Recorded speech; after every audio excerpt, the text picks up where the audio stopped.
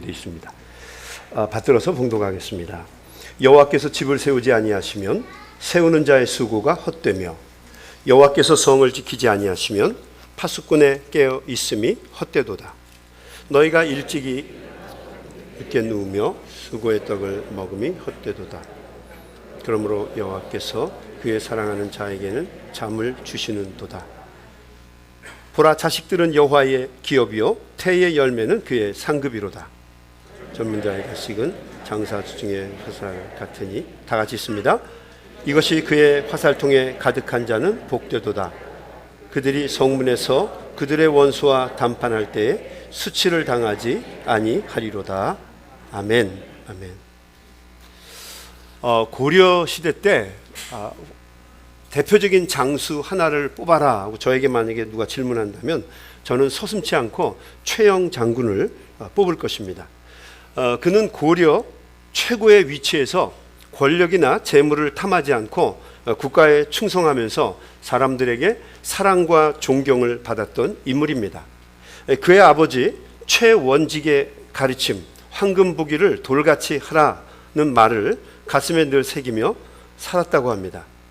그런데 나중에 중국 명나라가 천령위라고 하는 제도를 실시하면서 고려를 침범하고 압박을 가하게 되자 이 최영 장군은 요동정벌이라고 하는 아주 큰 대업을 위해서 이성계 그리고 조수민과 함께 북방 요동정벌이라고 하는 대장정을 나서게 됩니다. 하지만 도중에 배반자였던 이성계가 압록강변에 위화도에서 회군을 하면서 결국 쿠데타가 성공하게 되죠. 덕분에 최영 장군은 붙잡혀서 개경에서 참수형을 당하게 됩니다. 반란군들이 최영 장군에게 아주 많은 죄목들, 여러 가지 죄목을 그에게 씌웠는데 그 중에 하나가 뭐냐면 권력과 물질을 탐한 죄라고 하는 거였죠. 이에 최영은 이렇게 얘기했습니다. 내 한평생 남의 것을 탐한 적이 없다. 만약 내가 평생 동안 남의 재물에 탐욕을 품었다면 내가 죽은 후에 내 무덤에 풀이 자랄 것이지만 내가 결백하다면 내 무덤에 풀이 자라지 않을 것이다. 이 마지막 말을 남기고 1388년에 참수형을 당하고 결국 죽고 말았습니다. 근데 참 놀랍게도 그 후로 거의 600년 동안 최영 장군의 묘소에는 풀이 나지 않았습니다. 말 그대로 적토묘, 붉은 무덤이었죠. 그 후에 많은 후손들이 이 놀라운 최영 장군의 묘소를 관람하면서 그의 충절을 기리게 되었습니다. 자, 그러다가 1976년에 박정희 대통령이 이 최영 장군의 묘소를 방문하고 감동했습니다. 이런 훌륭한 분의 묘는 이렇게 내비둬서는 안 된다. 아름답게 잘 꾸며서 후세의 사람들에게 귀감으로 삼아야 한다. 이렇게 말을 하고 묘지를 예쁘게 단장하고 묘지에 잔디를 심고 주변의 나무들을 아주 많이 심어서 이제는 최영 장군의 본래 뜻과 달리 묘지가 아주 푸르르고 아주 웅장하게 풀로 풍성하게 우거지게 묘지가 되고 말았습니다. 우스갯소리지만 최영 장군의 묘는 600년 만에 권력과 재물을 탐한 사람의 묘로 바뀌어버리고 말았습니다. 여러분, 우리가 살아서뿐만 아니라 죽은 다음에도 자기 마음대로 자기의 생각이나 계획대로 되는 일이 하나도 없다라는 얘기입니다. 살아있으면서도 되지 않지만 여러분 죽어서도 그거 지키는 게 쉽지가 않다는 얘기예요. 그런 면에서 시편 127편은 더욱더 우리에게 빛을 발하는 말씀입니다. 여호와께서 집을 세우지 아니하시면 짓는 자의 수고가 헛되며 여호와께서 성을 지키지 아니하시면 성을 지키는 자의 수고가 헛되다라고 하는 거죠. 한마디로 얘기하면 하나님이 도와주시지 않으면 헛되다. 모든 인생의 계획과 수고가 헛되다라고 하는 얘기입니다. 하나님께서 우리 인생에 주도권을 쥐고 계시다는 이야기를 한 것입니다. 너희가 일찍 일어나고 늦게 누우며 수고의 떡을 먹음이 헛되다. 왜 우리가 일찍 일어나고 늦게 눕습니까? 남들보다 더 성공하기 위해서 그런 거죠. 악착같이 사는 거죠. 남보다 더 안전하고 평안한 삶을 살기 위해서 우리는 그렇게 수고하는 것입니다. 그런데 이 시편 기자는 우리에게 뭐라고 얘기하냐면 하나님이 도와주시지 않으면 모든 것이 헛되다라고 얘기를 하는 것입니다. 여러분, 모든 것이 정말 헛돼요. 살다 보면 계속해서 잠 못 이루고 고민하고 근심하는 일들의 연속입니다. 이게 끝이 없더라고요. 여러분들도 아마 그런 밤들을 지내보셨을 거예요. 자려고 노력을 해도 도무지 잠이 오지 않는 밤을 여기 있는 모든 분들은 다 지새워 보셨을 겁니다. 그래서 시편 기자는 다시 이렇게 우리에게 얘기합니다. 그러므로 여호와께서 그의 사랑하는 자에게는 뭘 주세요? 잠을 주시는 도다. 여러분, 평안하게 단잠을 자는 것도 하나님이 허락해 주시지 않으면 안 된다는 이야기입니다. 사람이 얼마나 무력하고 무능한지 잠자는 것도 마음대로 하지를 못해요. 대부분의 짐승들은요, 눈만 감으면 자요. 붕어도요, 자더라고요. 그리고 강아지도 그냥 눈 감으면 자고 싶을 때 마음대로 자요. 날아다니는 새들도요, 자더라고요. 근데 사람은요, 막 수면제를 때려 부어도 못 자요. 잠깐 눈 감았다 또 떠서 뜬 눈으로 지내고 막 힘들게 지냅니다. 근데 동물들은 스스로 자야겠다 생각하면 자요. 그러니까 여러분, 우리는 붕어만도 못한 존재입니다. 또 자야 되지 않을 시간에 또 잡니다. 예배 시간에 잡니다. 설교 시간에 잘 자고 운전할 때도 자는 거 여러분 아시죠? 운전하다 자면 죽어요. 근데 그때도 자고 일할 때 자고 잠이라고 하는 것 자체를 우리가 조절을 못해요. 단잠도 하나님이 주시지 않으면 이게 허락되는 것이 아니구나라고 하는 거죠. 그래서 시편의 기자는 말합니다. 하나님이 해 주셔야만 합니다라고 하는 거죠. 근데 참 신기한 건요, 이 시편 127편에서 1절과 2절 말씀은 충분히 이해가 되는데 갑자기 3절에서 자식의 이야기를 하는 거예요. 이게 좀 당황스럽습니다. 3절 볼까요? 보라, 자식들은 여호와의 기업이요 태의 열매는 그의 상급이로다. 자식 얘기를 갑자기 하는 거예요. 젊은 자의 자식은 장사수 중에 화살과 같으니 이것이 그의 화살통에 가득한 자는 복되도다. 그들이 성문에서 그들의 원수와 담판할 때에 부끄러움을 당하지 아니하리로다. 아니, 밑도 끝도 없이 왜 하나님이 인생의 주도권을 쥐고 있다는 이야기를 하다가 갑자기 자식 이야기가 나오는가? 우리 중에는요, 의학적으로 자식을 얻을 수 없는 분들도 있고요, 또 두 사람이 여러 가지 생각이 있어서 자식을 원하지 않아서 그냥 두 부부끼리만 사시는 분들도 있습니다. 그래서 이 말씀을 가지고 설교를 잘못하게 되면 본의 아니게 불임 부부나 자녀가 없어서 두 분이 살고 있는 부부에게 상처를 줄 수 있는 말이기도 해요. 좀 부담스럽습니다. 그래서 이 목사님들도 설교하는데 굉장히 조심을 하지요. 1절과 2절만 설교하고 끝내는 경우가 많습니다. 그런데 이렇게 한번 생각해 보세요. 그 당시 문화 속에서 자식을 가장 대표적인 축복의 산물로 여기던 당시 시대의 배경과 오늘날의 배경이 많이 다르기 때문에 이 두 말을 같은 맥락에서 이해하는 것은 결국 쉬운 일이 아닙니다. 그런데 이 말씀을 조금 다른 방향에서 이해해 보면, 받아들이면 좀 더 의미 있고 가치 있는 말씀으로 우리가 이해할 수가 있습니다. 여러분, 자식은 옛날에는 그냥 자기 몸으로 낳은 자식이기도 하지만 이것을 오늘날의 이야기로 하면 자신의 형상과 자신의 열정을 담은 최고의 산물이라고 이야기하면 이게 의미가 있을 거예요. 내가 최선을 다해서 어떤 일을 했으면 그 일이 내 자식인 겁니다. 예를 들어서 화가가 혼신의 힘을 다해서 멋있는 그림을 그리면 그 그림이 자식이에요. 그래서 여러분, 화가가 그 그림 구하려고 화재 속에 뛰어들었다가 목숨을 버리기도 하죠. 작가가 혼신의 힘을 다해서 열정을 다해서 쓴 서적이 있다면 그 서적이 자식입니다. 음악가가 최선을 다해서 작곡한 노래가 그 사람에게는 자식일 수 있는 거예요. 어떤 사람이 그림을 보고서 더럽게 못 그렸네, 이 얘기 듣고 화가 나가지고 화가가 옆에서 일어나서 뭘 못 그렸어? 너는 이런 거 그릴 수 있어? 그래서 대판 싸웠다 그러잖아요. 왜냐하면 자기 자식 욕하니까. 성경은 뭐라고 얘기합니까? 전쟁터에 나가 있는 용사에게는 화살이 자식과 같은 존재라는 거죠. 화살통 안에 그 든든한 화살이 가득하게 되면 그 사람은 원수와 만났을 때, 전쟁을 했을 때 패해서 부끄러움을 당하지 않을 것이다 라고 이야기를 하는 겁니다. 그렇다면 여러분, 우리 믿는 자식 사람들에게 아침부터 자꾸 자식 해서 죄송한데, 믿는 사람들에게 과연 자식은 누구냐라고 하는 얘기죠. 자식은요, 우리 믿는 사람들에게 자식은 하나님이 주신 사명일 것입니다. 하나님이 우리에게 주신 사명이 있어요. 사명은 하나님이 우리에게 위탁하신 삶의 목적입니다. 이 사명을 잘 감당하는 사람은 하나님의 큰 기쁨이 될 것입니다. 하나님은 언제나 사명을 잘 감당할 수 있는 사람을 부르십니다. 그 사람을 부르는 것을 우리는 소명이라고 합니다. 불리움을, 소명을 받은 사람이 감당해야 하는 일, 그것을 사명이라고 한다면 그 일을 감당할 수 있도록 부른 사람을 우리는 소명이라고 해요. 사명은 영어로 뭐라고 하냐면 미션이라고 해요. 그런데 소명은 뭐라고 부르냐면 콜링이라고 부릅니다. 우리는 어렵고 힘든 시대에 하나님이 주신 사명을 잘 감당하기 위해서 불리우심을 받은 소명자들입니다.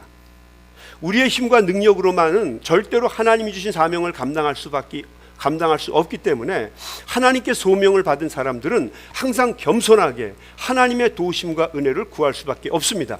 왜냐하면 인생의 주인이 모든 것을 이끌어 가시는 분이 하나님이시기 때문에 그래요. 여러분 동의하십니까? 네, 그렇습니다. 그래서 우리는 겸손하게 모든 수고가 헛것이 되지 않도록 하나님의 도우심과 은혜를 구하는 것입니다. 그래서 우리는 소명교회를 시작했어요. 영어로는 부르심 교회 이렇게 하지 않았어요. 그냥 말 그대로 영어로 그냥 소명, SOMYUNG CHURCH 소명 처치. 그리고 미국 이름으로는 등록할 때 SMC 미니스트리라고 등록을 했어요. 그러니까 여러분들은 기억하실 때 그냥 SMC만 하시면 돼요. 뭐라고요? 에이씨 그러지 마시고 SMC. 알았죠? SMC라고 하시면 됩니다. SMC. 이 SMC는요, 세 가지 사명을 위해서 소명을 받은 교회로 우리가 이름을 정했습니다. 소명. 첫 번째 S는요, 소명의 S는 무엇을 의미하는가? SMC에서 S는 Scripture, 성경을 의미합니다. 성경은 하나님의 말씀입니다. 맞죠? 성경은 우리 인생의 절대적인 권위입니다. 모든 성경은 하나님의 감동으로 된 것으로 교훈과 책망과 바르게 함과 의로 교육하기에 충분히 유익합니다. 우리를 하나님의 사람으로 온전하게 만들고 모든 선한 일을 행할 수 있는 충분한 기준이 되는 것이 성경입니다. 그 누구도 성경을 함부로 해석하거나 변조하거나 또는 악용해서는 안 됩니다. 소명교회는 순수한 복음만을 믿습니다. 소명교회는 철저하게 성경 중심의 교회가 될 것입니다. 모르면 모른다고 이야기할 것입니다. 모르는 것을 개인적인 뜻으로 바꾸지 않을 것입니다. 우리 기독교인들은 성경의 눈으로 문화를 바라보는 사람들입니다. 문화의 눈으로 성경을 바라보는 오류를 범하지 않을 것입니다. 우리 소명교회의 S는 Scripture Centered Church. 우리는 성경 중심의 교회가 될 것입니다. 두 번째 SMC의 M자는 미션입니다. 사명의 약자죠. 미션. 저희 소명교회는 미션 중심의 교회입니다. 모든 공동체는 존재 목적이 있습니다. 소명교회는 하나님이 주신 복음 증거의 사명과 제자 양육을 위해서 전념할 것입니다. 우리가 살아가는 미국 사회뿐만이 아니라 주님의 사랑에 목말라하는 세계의 모든 전역에 있는 형제들에게 하나님의 말씀과 하나님의 뜻을 삶을 통해서 하나님 앞에 충실하게 감당하는 교회가 될 것입니다. 소명교회는 그래서 예배에 목숨을 걸 겁니다. 제가 이번에 쉬면서 하나 느낀 것 중에 하나는 교회가, 특별히 이민교회는요, 그냥 교회 이상의 의미가 있더라고요. 많은 교회를 다녀봤는데 많은 것도 배웠고 많은 것도 느낄 수가 있었는데 정말 기도하고 싶어 미칠 것 같더라고요. 그리고 교인들이 이래서 교회에 오는구나라고 하는 것을 느꼈어요. 교회는 건물이 아니고 사람이라고 하는 것도 다시 알게 되었어요. 전도와 선교에 최선을 다하는 교회가 될 겁니다. 그동안 건물 때문에 매여서 하지 못했던 거 이제는 하지 않을 겁니다. 건물에서 자유로울 거고요. 제가 이제 10여 년 동안 목회를 하게 되면 건물 짓는 일 저는 하지 않을 겁니다. 행동하는 faith in mission, faith in action, 행동하는 믿음을 가진 교회가 될 겁니다. 미션에 집중하는 교회가 될 겁니다. 그리고 세 번째로 SMC 중에 C는 커뮤니티의 약자입니다. 소명교회는 커뮤니티에 있는 모든 사람들이 행복하는 것을 목적으로 하는 교회가 될 겁니다. 우리뿐만 아니라 우리가 살아가는 모든 커뮤니티들이 다 행복할 수 있도록 도울 겁니다. 정서적으로는 미국 전역에 있는 코리안 커뮤니티가 다 우리의 커뮤니티입니다. 그래서 그들과 연합하면서 그들을 돕는 교회가 될 것입니다. 지역적으로는 아틀란타 조지아에 있는 로컬 커뮤니티가 우리의 커뮤니티가 될 겁니다. 옛날 경주인가 공주의 그 최부자가 그런 말을 했다고 하죠. 백리 안에 누가 죽으면 내 책임이다. 우리 아틀란타 이 로컬 커뮤니티에 있는 사람이 고통받고 어려움 당하면 반드시 우리 교회가 어떤 방법으로든 인볼브를 할 것입니다. 그리고 서로 다른 커뮤니티, 인터 커뮤니티들 간의 행복을 위해서도 우리는 노력을 할 겁니다. 소명교회는 복음의 정신을 가지고 반드시 행동하는 교회가 되도록 최선을 다할 것입니다.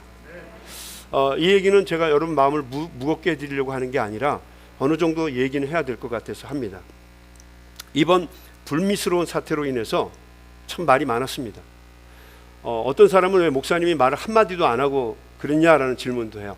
근데 제가 우선은요, 법적으로 정확하게 이 사건에 대해서 법적으로 규명을 해야 되기 때문에 기다렸어요. 커미디언 인베스티게이션을 그 사람들이 하겠다고 하니까 또 여러분이 그 내용에 들은 사람이 있다면 그것을 통해서 가리겠다. 내 손은 떠났고 커미디언 인베스티게이션에서 하는 대로 하겠다라고 얘기를 감독이 했어요. 여러분 아마 들은 사람도 있을 거예요. 뭐 저도 그렇게 했으니까 일단은 그렇게 했습니다. 그리고 저는 그쪽 사람들 사이드이기 때문에 좋은 결과가 나올 거라고 생각도 안 했어요. 제가 그걸 하면서 당했던 불이익이나 답답함은 말할 수가 없을 거예요. 여러분 정말 지옥같이 지냈어요. 이걸 어떻게 해야 되나? 여러분 제가 부당한 이야기, 돈으로 사람을 매수해서 죽이려고 하고 아무것도 못하게 하려고 깡패 같은 짓에 대해서 이야기를 한다면 기가 막힐 거예요. 나를 어느 누구도 이야기하지 않는 게 제가 제일 힘들었어요. 등 돌리는 사역자들, 그리고 등 돌리는 교회 리더들, 난 이해할 수가 없었어요. 왜 이러는지. 어떤 장로에게 물었습니다. 어저께 제가 또 한 번 물었어요. 어저께도 똑같이 물었어요. 제가 2015년에 이 교회에 올 때와 지금 2021년에 서 있는 내가 모습이 뭐 다른 게 있나요? 없습니다, 목사님. 내가 교회 재정이나 헌금이나 무슨 어떤 물질이나 거기에 욕심내고 대든 적이 있었나요? 왜 장로님들은, 왜 권사님, 지도자들은 EBT의 문제라든지 또 UNPIP의 문제 다 포기할 겁니다. 저는 평생 그렇게 안 살았는데 제가 그 돈 가지고 무슨 호강을 하면서 산다고 그 짓을 하겠습니까? 저는 한국에 있을 때 명문대 갈 수 있는 사람이었어요. 다 버리고 여기 목회에 또 지어들었다고요. 뭘 뒤늦게 여기에 목숨을 걸고 하겠습니까? 100% 다 버립니다. 네, 버렸고요. 오늘 아침에 어저께 저녁에도 감리사가 무슨 뭐 편지 받지도 않습니다. 자르라고요. 죽이라고요. 관심 없어요. 물었어요, 장로님한테. 제가 이 부분에 대해서 잘못된 게 있나요? 커미디언 인베스티게이션이 여러분 장난하는 데가 아니에요. 한 20명 되는 사람들이 나와서 9명으로 구속됐지만 도와주는 법관들 이런 사람이 나왔고 다 거기서 정확하게 모든 거 하나하나 세밀하게 다뤘어요. 물론 저는 그걸 다 녹음을 했고요. 제가 거기에 대한 불이익도 많아요. 또 감리사라고 하는 사람은 이거 비난하는 얘기는 아닌데 비난하는 얘기인데요. 동료 목사에게 김세하 목사 잡는데 도와주면 2만 불을 더 주겠다고 약속도 했어요. 깡패들이 지금 할 짓입니까? 제가 지난번에는 왜 목사님 나와서 소명 안 합니까? 커미디언 인베스티게이션을 기다린 거예요. 저는 여러분 줄탁통 동시라고 하는 이야기를 하면서 내가 이만큼 쪼니까 내가 여기에 이 화두에서 나오면 여러분이 나를 따라 주십시오. 나를 개척으로 몰지 마십시오라고 부탁하고자 그 자리에 간 거예요. 저는 Q&A의 자리를 가지려고 했어요. 어떤 교인이 질문해도 난 대답하려고 했습니다. 여기 정용화 권사님이 물었어요, 저에게. 김정호 목사하고 직접 얘기해라. 나하고 하지 말고. 김정호 목사가 그분에게 충분한 답을 준 것 같아요. 김정호 목사는 이렇게 얘기했다고 그래요. 그 사람은 들판의 호랑이지 작은 걸 지키려고 하는 사람 아니고 20년 넘게 교제해봤지만 돈 같은 데 사리사욕 갖는 사람 아니다. 저는 돈 같은 데 사리사욕 갖는 사람입니다. 그런데 무리해서 갖는 사람이 아니에요. 교회 재정에 가입도 하지 않았고 이번에 앞으로도 새로 열리는 교회에 대해서 재정의 문제에 개입하지 않을 겁니다. 예배 순서나 이런 것도 저는 가능하면 개입하지 않을 거예요. 많은 사람들이 할 거고 여러분 제가 추구하는 건 교회 와서 은혜 받으면 됩니다. 만약에 불만이 있거나 의문이 가거나 그러면 언제든지 저를 찾아오십시오. 저는 여러분에게 다 오픈할 거고요. 근데 한 가지 부탁하고 싶은 건요. 이 정도 됐으면 여러분 그 다음엔 여러분 같이 가시면 돼요. 그리고 앞으로 많은 변화들이 있을 겁니다. 멀지 않았어요. 한 몇 달 안에 다 일어날 거예요. 수많은 연합감리교 한인 목사들 잘려나갈 거고요. 어떤 사람은 물어요. 목사님이 가까운 교회를 해서 교인들 빼오려고 한 거 아닙니까? 여러분 사람을 그렇게 쫀쫀하게 보십니까? 뒤늦게 교회를 구하다 보니까 여기밖에 없었어요. 하나님의 조지 피어스 저쪽도 하나 찾았는데 이게 싸요. 이거 하나가 이게 얼마죠? 한번 우리가 일주일 한 번 빌리는데 한 200 얼마 들어요. 싸게 얻을 수 있는 게 이게 좋았고요. 저는 여러분들이 고생하는 거 원하지 않습니다. 어떤 분은 저에게 한 서너 분이 계셨는데요. 돈 걱정하지 말고 목사님 빌딩 찾아서 개척하십시오 그랬는데 거절했습니다. 왜냐하면 처음부터 시작하는 게 좋아요. 바닥서부터.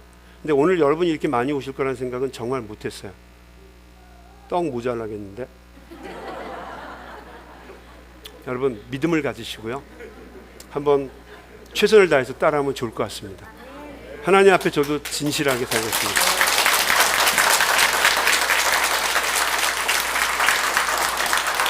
제가 옛날 같으면은요, 뭐 이 정도면 내가 감동해서 눈물이 나거든요.